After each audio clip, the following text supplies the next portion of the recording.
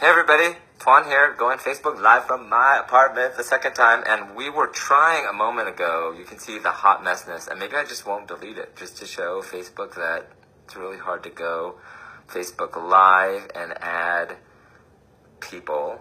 But let me, how do you add, I'm trying to add,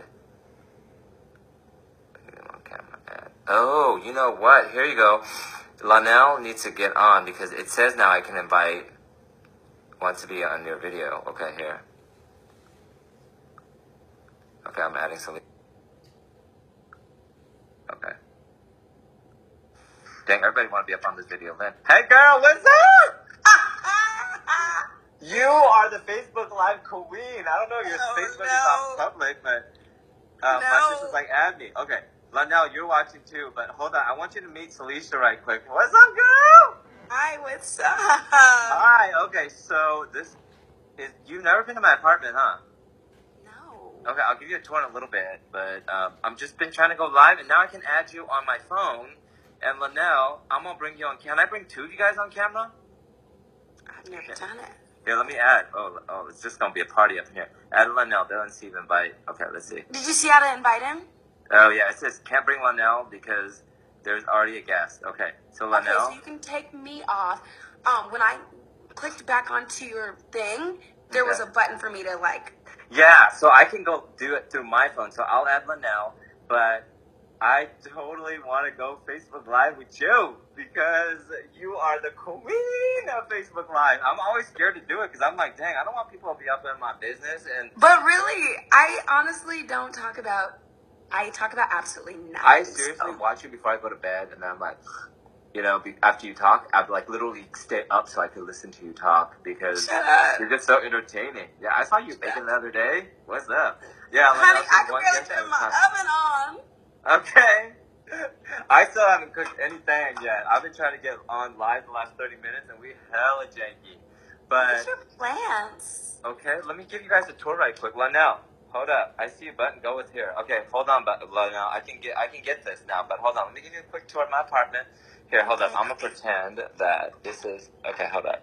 This is hecka ghetto. Wait, ready?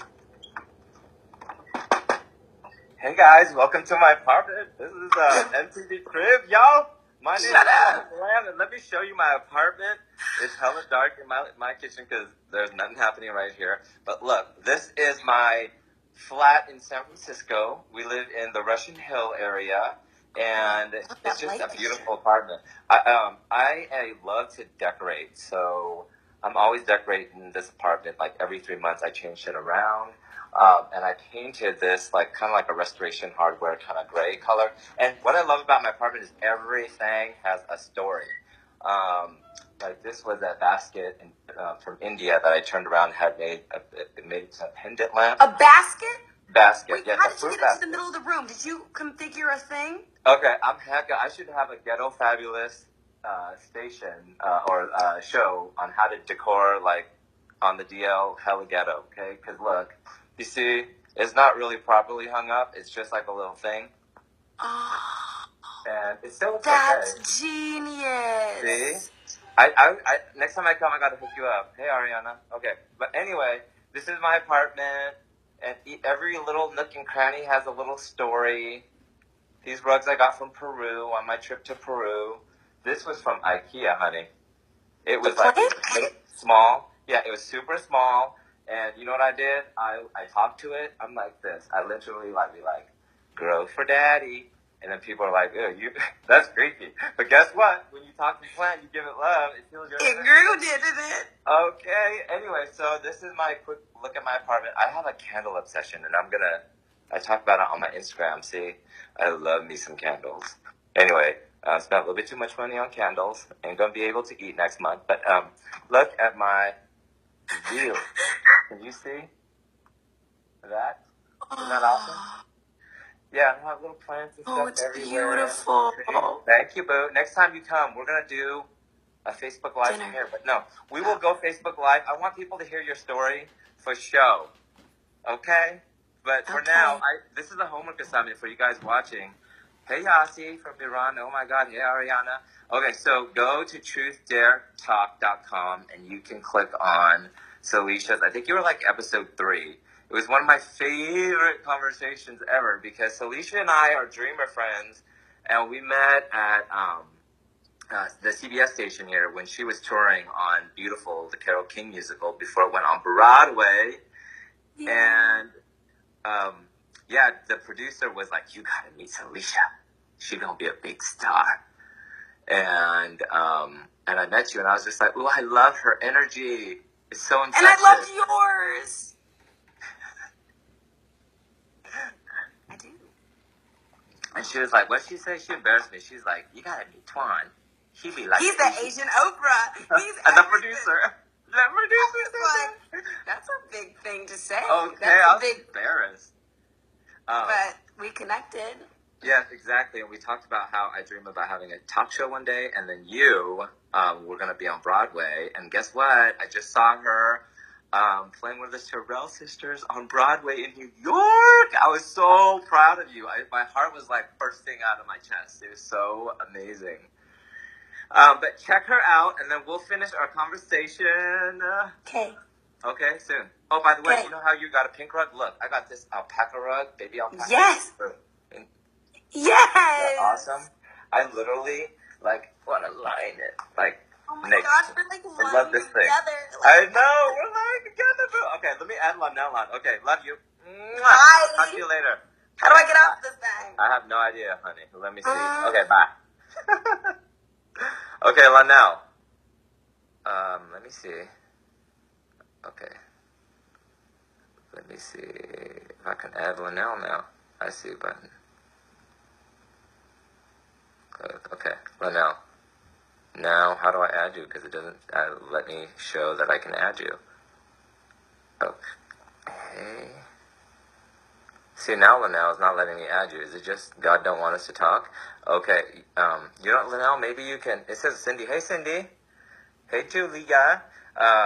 Okay, so Lynell, it doesn't have an ad thing on me, so why don't you hang up or disengage and then watch again, and then I'll add you. Okay. Anyway, this is my first time, or actually second time going Facebook Live, because as you can see from the last video, I was trying to go Facebook Live and have you meet my friend Lynell. Send a request to add. Okay. Hanging up. Okay. And we couldn't get him on, so I just had Celicia, one of my friends who plays Terrell's sister on Carole King, the Beautiful Broadway play, help me. And so it looks like Lynell sent a request to add. Okay, hang out. And then I can't add Lynell now. It's heck annoying. Okay, so send a request again. Okay, so let me try again. I'm just going to approve. Lynell? Okay, here you go. Hey, Mel. I think we did it finally. We finally got on. Dude, you, can you turn? Yeah, I can't see the light on your face. Let's see here. Looks really dark on your side. I gotta give you some lighting tips, boy. No. It was lighter before. Let's see here. Right? Here, is that better? I have all the lights on. Okay. So what's up, guys? Not much. Actually, let me share it on my page so that I can... share it on your page. I want you guys to meet my friend Lynell, who's freaking one of my soul brothers. Has an amazing story.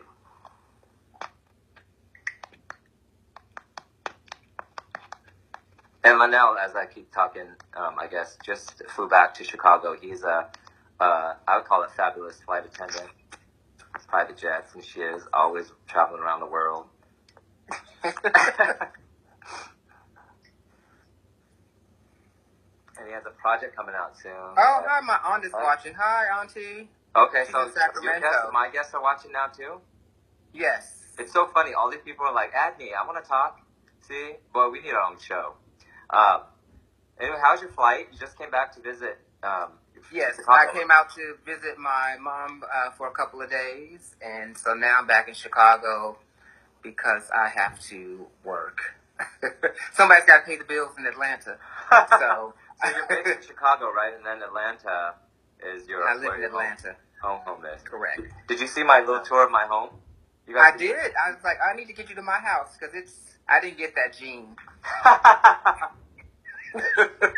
You know, I did not. A lot of people have asked me, you know, we grew up poor when we were kids, so, you know, I just, like, love, like, beautiful things in general. Like, I just love, like, I will be in nature and I'll just, like, see a tree branch. I actually have a branch in my room I can show you that I just saw while hiking. But I just always thought, when I make some money one day, I'm just gonna, honey, I'm gonna hook up my place. And so, just hook it up. Yeah, so it's kind of like an obsession now. I like pick up stuff for my travels, and it's you know, everything has a little story. So I can't wait to see your place. I'll be in Atlanta doing a speaking engagement in May. Yeah, well, you will not be seeing it on camera. Aren't you doing some renovations? I had windows put in. Okay. Well, I'm totally down to do some shopping if you want. It's cold up in here. Hold on, look. This is super. The only thing that I will say that's nice about my house is the paint job. I have a custom paint job because my cousin does awesome custom paint. Oh, okay. So he really like decked the house out like that. So it actually looks better than it normally. But the furniture, child, no. Except my bedroom. My bedroom is tight. Oh, you know what though? Like paint color is so hard to choose because a lot of people always ask me about. Because I don't know. I just love textures and colors and stuff. So it just all comes together in my head. I like literally have an app in my head that tells me like what looks nice and what doesn't when I go around shopping for stuff. But this apartment used to be, let me show you. It used to be all like yellow lights. This is my kitchen. And you see, it's kind of like, that dark. That's dark because I wanted that at like it's starless night or something. It's a blue. But see, it's sort of like a yellow in there. And the whole apartment was like that. But I wanted it to warm up a little bit. But the tip, I love design stuff, as you know. So the tip is you just have to figure out how much natural light you get in. And since we face the east, a lot of sun. We get a lot of sun. But the floors are a little dark. So you got to figure out, it's not just how much light comes in, but are your floors dark? Do you have a light rug? Because when I have a darker rug and I switch out my rugs, it's kind of darker in here. So, yeah. Pretty cool. Yeah. So how was your trip with your mama? I had a great time with my mom. She left today. She was going to the spa for like a weekend spa getaway with one of her best friends. So she didn't have time for her child. She was like, it was nice seeing you. Love you. You came just to visit her though, right? In San Jose? Yeah. So I had it was just a last minute trip. I ended up having a couple extra days off from work. And literally I just went out for a couple of days and then, was able to get up to the city that one day where we connected. And then other than that, I was back here, back at it. So it's all good. It is all good. So when you're traveling, how do you not get jet lagged? And what are some tips on how not to get jet lagged? Drink lots of water. And I mean, for me, I drink a lot of hot water with lemon when I'm flying. Uh-huh. That usually helps out a lot. And I don't know, when I'm tired, I just, lay down. I mean, obviously you can't always do that. Sometimes you try to fight it. For me, it's easier going eastbound. Yeah. Going westbound is when I cross over the date line, like going to Asia from the west coast. That's not fun. Yeah. That's always the hardest to adjust to when you come back. Because when you go over there, you lose a day. Yeah. Like you leave here on a Thursday and you'll get there on this Saturday. It's like, well, what happened to Friday? And then when you come back, hey, Nikki Rich, when you come back, it is like you leave on a Thursday and you're in the air for like 12 to 14 hours and you get back and it's like 2 hours before you left on Thursday. Yeah. So it's like you go back in time and that's always the mess for me. Happy Wednesday, Nikki. Do you ever follow the Points guy, the guy that like has a blog? Yes, I do. The Points guy. I follow him on Facebook, and he had this awesome blog because I just went to do a speaking engagement for the Asian American Journalists Association in Detroit, and just kind of teaching nonprofit leaders how to get their story told and get it out there in the media. And then I went to New York for some shopping, some playing, and some networking. And then I was like, okay, I'm a little bit jet lagged. But I read this article about like how to sleep on the plane, and he had some really awesome tips, like whether you're going east or west. But I can see you doing something like that too. It's like having some sort of like tips there's so many things that you and There's so many little things that people don't even think about. Hey, Kathy, it's my girl from New York. I see you in there. But yeah, there's so many little tips. And I'm actually going to do one on my first one I'll post. I'm leaving for Europe tomorrow evening for a very short turnaround trip. But I have a couple of hotel tips I want to post once I arrive.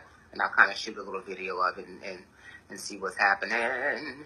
So yeah, that's pretty good. So everything, how's things been with you? What's been going on today? It's cool. Wait, before I tell you what I did today. So I'm excited that when you and I last talked, that you said you're going to do travel tips because people have been asking you, and this is not our profession, both of these, but it's in terms of not profession, like the professional blogger, but I think that you can share a lot of great information with people on all the travel tips that you've talked to me about. Whether it's getting a better hotel stay or how to fight jet lag or all that other stuff. And then for me, I have a background in journalism, as you know, and I don't, I'm not a designer, but I just love to design. I was showing people my apartment earlier on this Facebook Live, and people are always messaging me. I just post beautiful stuff because I just love beauty, and I just feel like it's inspiring. Whether it doesn't have to be expensive, but you could just literally find a branch like when you're hiking, or just like forage some flowers or some leaves or branches or something, and just make it. It's just about being aware. You just need to be aware of your surroundings. Yeah. It's situational awareness. So often I think we are so busy trying to get from A to B, and we're worrying about what happened 2 weeks ago and what so-and-so said to me, or what he did when he broke up with me, that we're not even living in the moment. It's like, child, breathe. And that's the hardest thing, right? It's like we're always like, I feel like, especially with social media and technology and everything, it's like we have FOMO. We're always checking our phones. We're always like ahead and then not here in the present moment. I think that I just turned 40 in January, as you know. They say black don't crack, Asian don't raise it. And Asian don't raise it. and I just have to be. I have to say one of the biggest lessons I've learned in my 40 years of living is that you just have to be in the present moment and enjoy now, because it's almost like we're never happy otherwise. I remember Tony Robbins and Oprah had a conversation on Super Soul Sunday, one of our favorite shows, and he was saying that, he had booked like one of his biggest events where he had biggest audience, and then he was all excited even before the event and told his team, when are we going to get, the next bigger event? What's that going to be? Where, what arena are we going to book out? Or, sell out. And then he just stopped and was like, you know what? Like, if I'm not happy now with this, what I have here, like, I'll never be happy, and it always has to be bigger and bigger and bigger. But here's the problem. You asked me, what did I do today? And I just feel like, since I don't really have a career that is like a 9 to 5 or like I'm in my own lane, it's hard to really, feel like connected to the world, because, people work 9 to 5, and a lot of people work 9 to 5, and when you work 9 to 5, you get this regular paycheck, and then you're just so used to feeling connected to the same people that you see every day. Like, I work a lot on my own because I do motivational speaking. I have a podcast that I run with a small team. It's called Truth Dare, as you know, and I want to interview you for that, for show. But I've been working on that and just trying to, get it to that next level. We're going into season 3 soon. And as I told you guys earlier, I interviewed Celicia Thomas, who was helping us get on Facebook Live. And she just has an amazing story about how after college, she became one of the Disney princesses in LA. And then she ended up quitting and saying that, she goes, I came to New York with my suitcase and a dream. And so she went to New York, and somebody was like, with the goal of getting on Broadway, and she hadn't been booked on any shows before, and so she was booked for an audition, and then she said she met all these like big Broadway stars that could sing and dance circles around her, but she was just like, I'm gonna go and have fun, whatever, and she ends up booking one of the parts as a Sherelle sister. And that's how you do it. You just have to have the vision and set it in motion.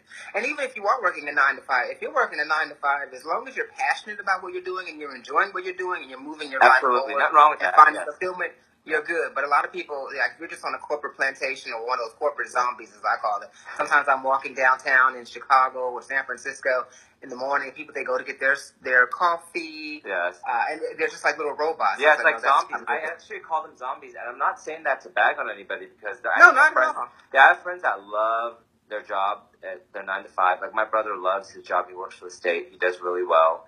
He loves technology, and he helps sets up their infrastructure. Gets paid well. At the end of the day, he's like, I love nature, and I love spending time with my girlfriend Stephanie, and and he's cool with that.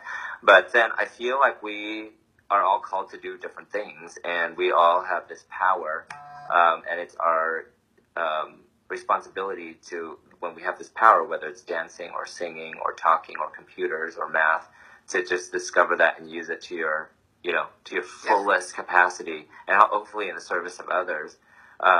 And for me, it's like, my background, but we grew up super poor. 10 of us came from Vietnam. We're Chinese, but born in Vietnam. But we came to Sacramento, 10 of us in one trailer, in a trailer park. And that's how I got started in my life. And as a little boy, I would literally, love to read, write, and talk. But my mom was like, doctor, lawyer, engineer. And, of course, immigrants, they think, math and sciences are the way to go. And it is for some people. But their American dream wasn't the American dream for me.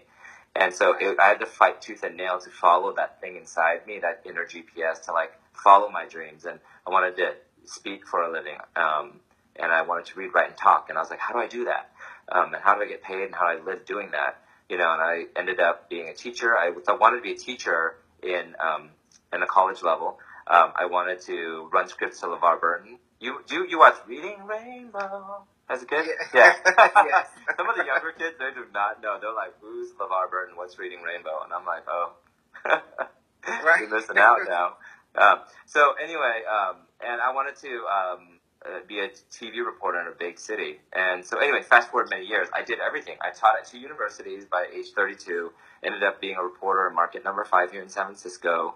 And then I ended up co-hosting a show on PBS, a statewide show here.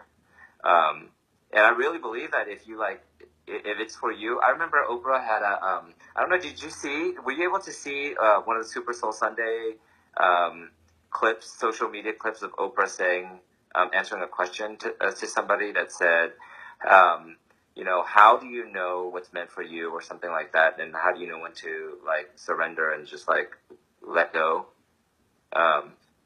I've seen every Super Soul Sunday, okay. But yes.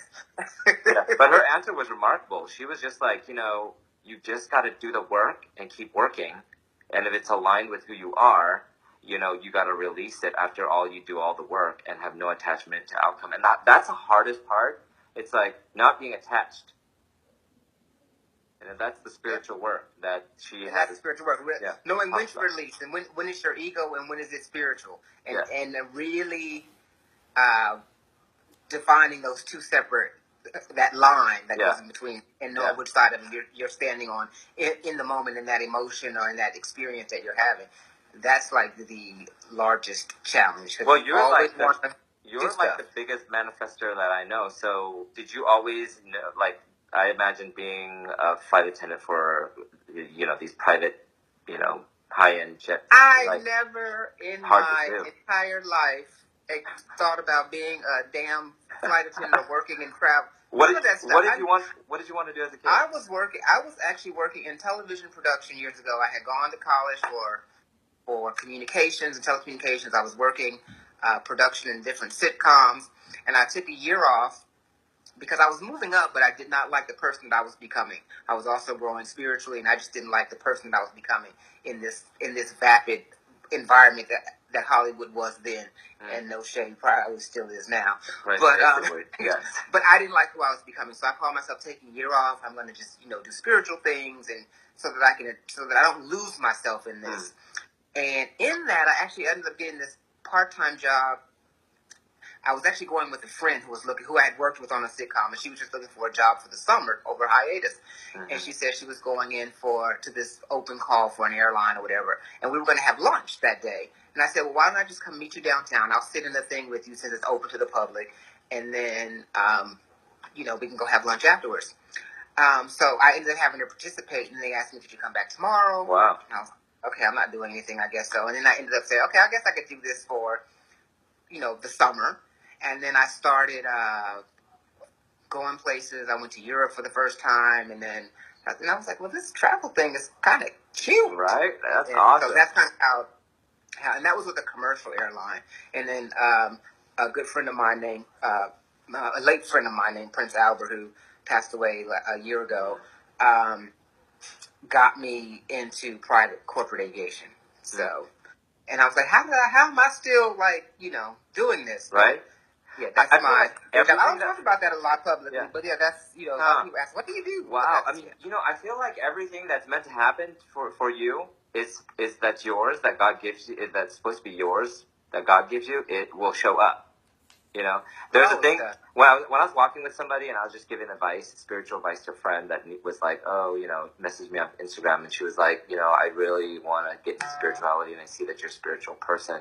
And we're just, I need some advice. And we're just walking, and I'm like, there's a thing that I just came out through me. It wasn't me saying it, but it was just like, there's a thing called trust, and you have to trust that whatever is meant for you will come your way if you do the work and it's aligned with who you are. And then you have to take action on it. And if you have trust and action, the word is traction. You get traction on it, Yep. And I think that that's been the case for me in my path, and then in your path too. And how I met you was very interesting because Laura from LA, we were having.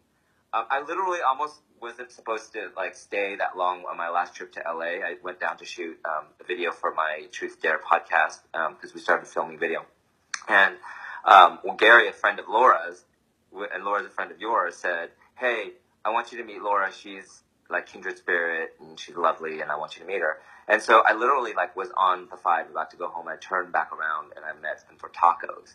And then we were just talking about spirituality and how if you really want something and it's meant to be, it'll come to you. And then guess what? It's she was just about to bring up your name, and then you, who lives in Atlanta and travels the world for your job, all of a sudden, pops up, and you're like, "Hey," and she was like, "Oh my God," and literally was going to say, "You got to meet Londell."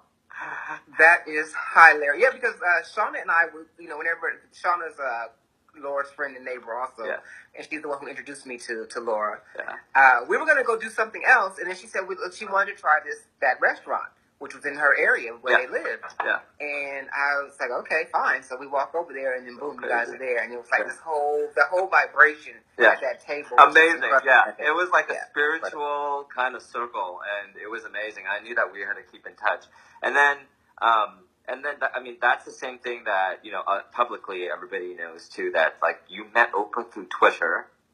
Yes. How many? Isn't that crazy? I'm gonna admit, Twitter, I never thought when it first started, I was like, what is this? I don't understand it. It's worthless. But you met Oprah and you became friends with her. What? Yeah, I've met so many people through Twitter, but mainly because of her. Yeah. But when she first got on Twitter, it was when she launched that network, and she launched the network. And, the press and everybody was just really on her, she should have kept her day job, etc. And there were a core group of us, like Nikki Rich, who's in here, and a core group of us who were like, no, we support you, we believe in your vision, we're here, we're watching, and she just really, truly appreciated that. And then she took to the group, and then she started interacting with me a lot, and then she actually invited me to live class taping when Harpo Studios was in. Oh, I always wanted to go watch an Oprah show. That was my dream as a boy, because I studied that. I only went to the Oprah show one time, and it was in 1997, and it was actually in New York. Okay. When Janet Jackson was on releasing the Velvet Rope album. Was it traveling? Was she taking a show on the road, or was it Yeah, it was just in New York for that week. They were taping the episodes in New York that week. Okay. That was the only time I ever got to go to the Oprah show. So it wasn't. I never actually went to it in Chicago. The same studio, but it was live class when I went. And then after that, she invited us. She treated us to dinner at her favorite restaurant in Chicago, and then it's been just like a wrap since then. And to this day, she's just been so wonderful to so many of us. So it's just Were you like? But you can do a lot with social media. Yeah. I just go through another young lady that I met through Oprah. who is a manager at Twitter, and so I got to go hang out at the headquarters when I came right before I came to visit you the other day, and that was so cool. It was like, okay, this is like my absolute favorite platform. No shade to Facebook, Instagram, which I also love, but Twitter obviously has changed my life the most. Yeah, so cool. That's crazy. Because that's where I met Oprah. Yeah, and because of that, it was just so awesome just to be in that space to see like this is where the magic happens. This is where it's created. Yeah, I just went with lunch with my friend Stephanie the other day. Her husband founded NerdWallet, and I had lunch there in the Twitter building. Oh wow! And it's beautiful there, isn't it? It is beautiful. Yeah. So, what did you think about it? About the operation? I love the cafeteria and all that free food they get for lunch every day. I'd weigh 600 pounds up in here. And then my Twitter mug, I don't have it with me because it's in my bag. But I got some Twitter coffee mugs now. That's my new favorite thing, is my Twitter coffee mug. So it's like, okay. So it's the simple things. Yeah, right? A coffee mug. Basically. What is one, so first and foremost, I want to know what is Oprah like, what she really is like on TV? Yeah, she's just her same. She's the same genuine person. She just is. And that's the thing. She hasn't had. It wasn't like she was playing a character. Yeah. She was always just on television being herself. Doing her. Yeah. And I think that's why a lot of celebrities, though, like buy into the fame or get kind of cray and mold into what people want them to be because they aren't really who they are. You know. And then where she's just like, I'm just doing me. I do me. And I studied her a lot as a little boy. Just like I don't care what she was talking about. It could be about, I remember one of the teases was like, do you know that most women are wearing the wrong bra size? We got a bra whisperer to hook you up. And while I was just like, poor little but those are things people care about. Yeah, right? I don't care about bras. I never wanted to wear a bra. Poor Chinese boy growing up in the hood. I would watch because I would watch how she connected with people, you know. And in that episode, for example, I saw myself in that episode in a weird way because she brought, I think, the woman that was it the woman that founded Spanx, the multi-billion-dollar company? Yes, she just talked about her struggles which I have to wear now. Yeah, right. Yeah, right. And so she just talked to her about her challenges and chasing her dreams, and I think we can all connect to that. And we can all connect to that. Yeah, and I think one thing that Oprah does so well is she's not in the business, to me, of she's known as a talk show host, and sure, she started a school, and she's a philanthropist. But at the end of the day, I think what she truly is a connector. She's in the business of connecting you to. She just has a much larger platform. Yeah, absolutely. People, but that's because she's able to handle it. Yeah. Hey, Kelvin, I see you in there. Okay. Hey, Kelvin. Hey, Christopher, I see you there, Chris. But yeah, I think that, like, for me, I remember I would watch a show where, like, the A block would be, like, Julia Roberts, like, A-list celebrity. And then, like, later she would have, like, a transgendered, like, LGBT child there, a teenager that's homeless or something. And you could still feel their pain for both of them and celebrate their triumphs. And I think that's what was really beautiful. But she's one of the people who truly is, like, uses her power to help people. And her last show, I remember her saying that her dream is to have people use their platform, whatever it is, for good. And I think most of us don't feel like our story matters. Because I know that, you know my story, growing up super poor. It's like I never thought my story mattered. But I did, as a kid, pray to God and was like, I remember being like 6 or 7.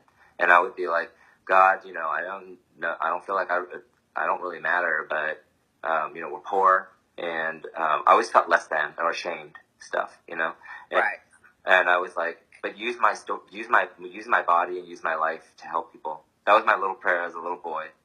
And God answers, at everything that He answers. And the thing is, I think people that don't value their own story is because they're too busy comparing themselves or their story to somebody else's.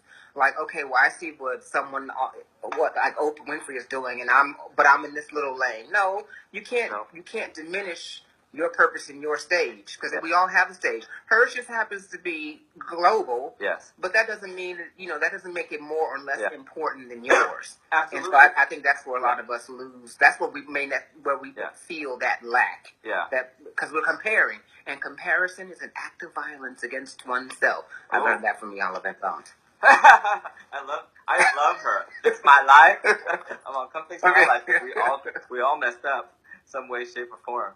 But yeah, you know what the funny thing is, like, here I am, like, not thinking that my story mattered as a kid. And then you fast forward many years ahead, and now I'm 40. And last year, Forbes.com, they did a second article on me, on my passion work, and namely, they talked about my immigrant experience and how I chose to live my authentic American dream, not the one that my parents had for me.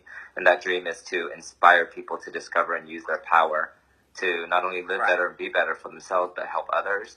And to have them quote, the quote was something like, it's on my TwanLambTV.com page, but it said something, they quoted it as a quote of the day.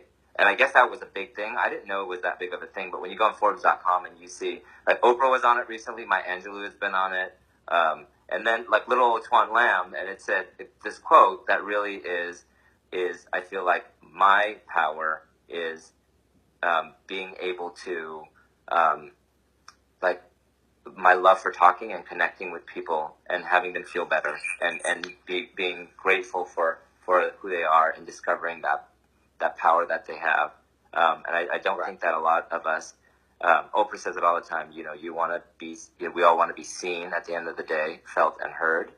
And I truly believe that, for me, that's my power, is just to inspire people to find their own power and then use that to help people. And I don't think I've ever asked you, what is your power? Your superhero power? Well, my purpose, which I finally learned to language in this life, is to answer that.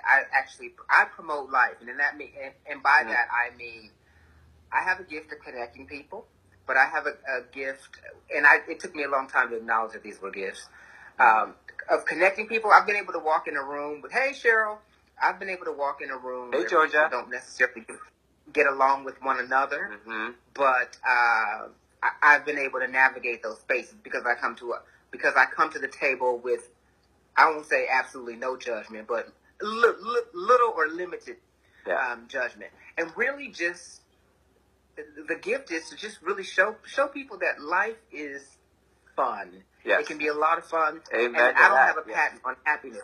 So I try to tell people that don't look at my life and be envious of it. Look at it and be inspired by it. Understand that the same exact tools that I use to get here. Because everybody doesn't know everything about my story. Yeah. Right? and like Twitter.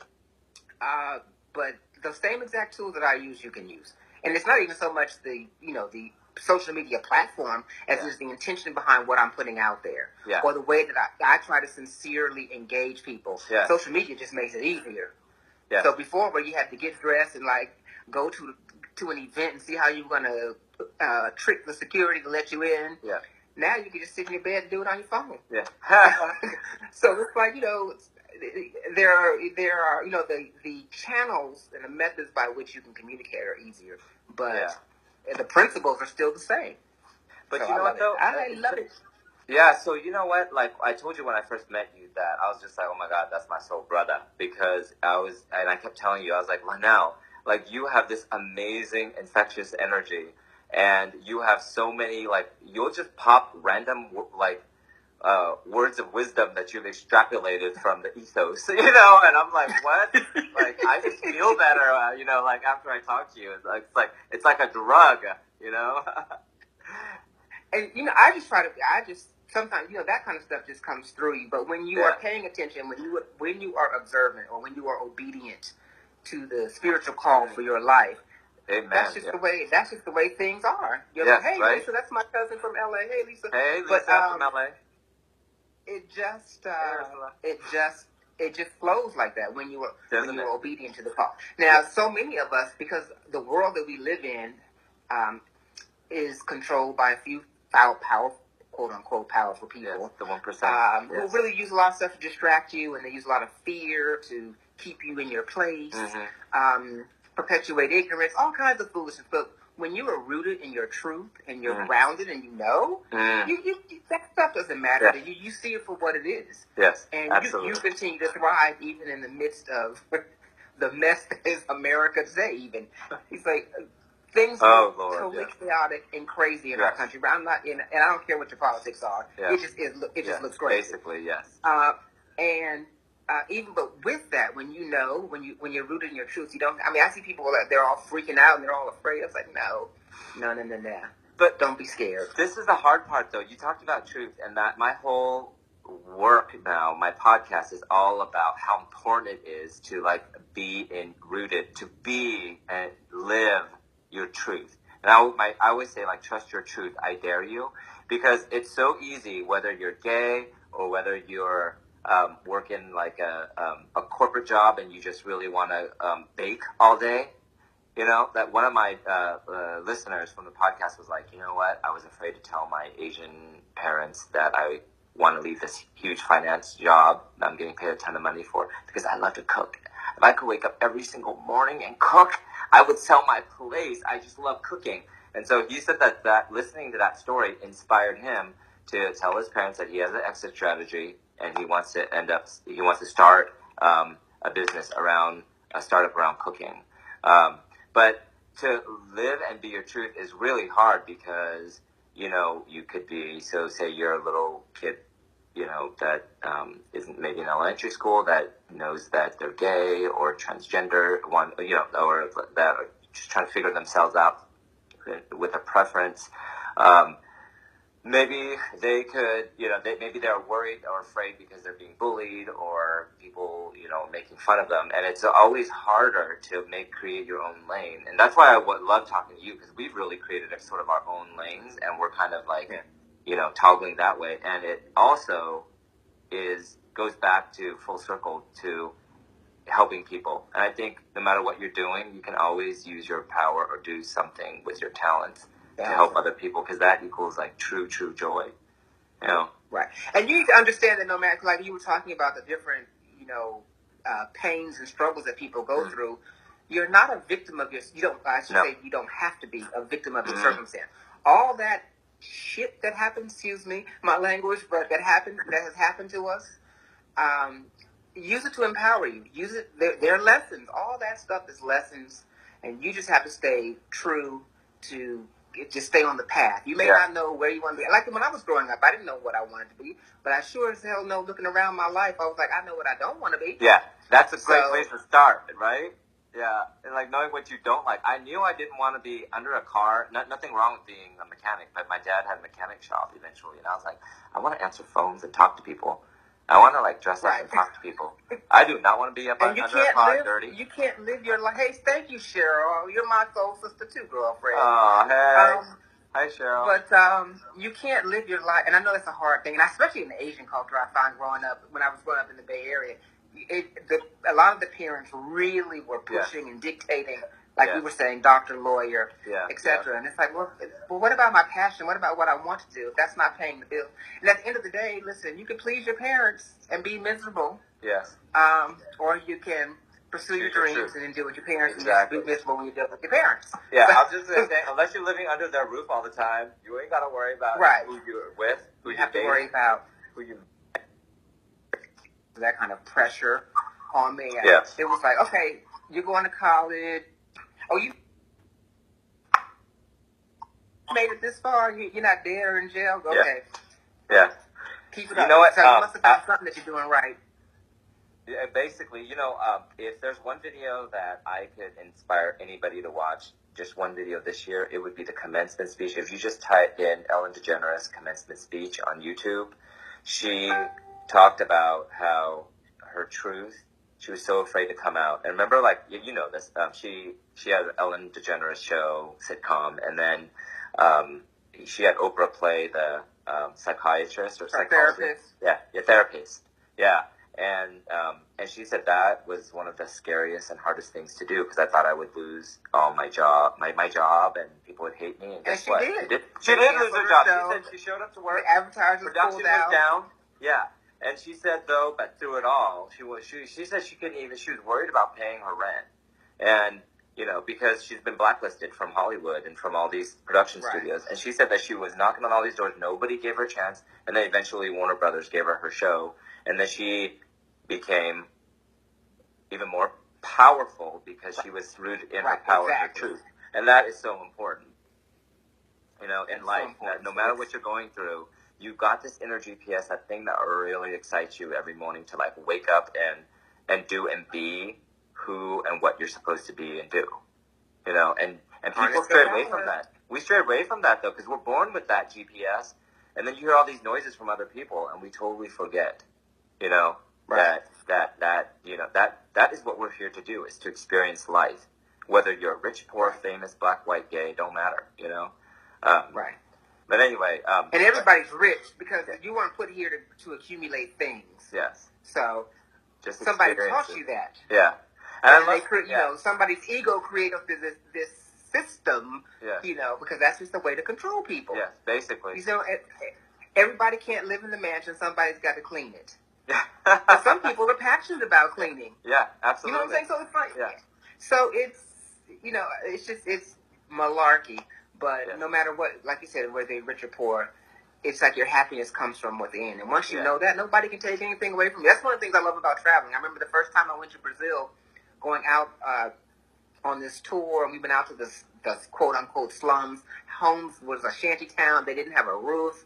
Mm-hmm. And the kids were playing on the dirt road, and they were just full of joy and laughter and love. Yes. And I was like, oh, they're not worried about shoes or a job or what so-and-so said. Or the latest phone or the latest car. Yeah. They weren't worried about any of that stuff. And that was a huge, huge aha moment for me. Yeah. Well, you know, years ago. Yeah, and you know what the thing is? It's like, as we get older, hopefully, like the challenges that we go through and that we face and the things that we see, hopefully bring us back to the basics of being present and in that moment of, like, in awe. Like, yeah, I'm still, like, in awe, and it's because of all the challenges that I've been through, like losing 4 family members in 1 year, you know, having just, like, personal, professional struggles has led me to a stronger spiritual life because, like, you know, I wake up every morning like, what am I going to learn? Who am I going to meet? What am I going to do? And I told you, I messaged you earlier. I was like, Lionel, one of my highlights of the week was seeing you this week. You know, we also had some tea and we talked for hours. And so that's why I was just like, you know, I started my podcast because I was just like, you know, I just want to sit and have these like conversations recorded. And now like Facebook's allowing us to do this. So we should continue doing this for show. You know? Absolutely. I know. It's late though. What time is it? It's like it is. It's midnight and I'm tired. Child, because it took us so long to get this dang thing figured out. I know, right? But we did it. Yes. But we did it. All right. Well, maybe we'll talk next week. Yeah. Sounds good. Yeah, I'm going to Europe, so I'm sure I'll have some stories. Okay, cool. We'll get some sleep and we'll talk to you next week. Okay. All right. You guys have See you later. One. Thanks again. All right. All right. Thanks for tuning in. All right. Bye. Okay. Now how do you hang up this thing? Okay. See you later. Bye.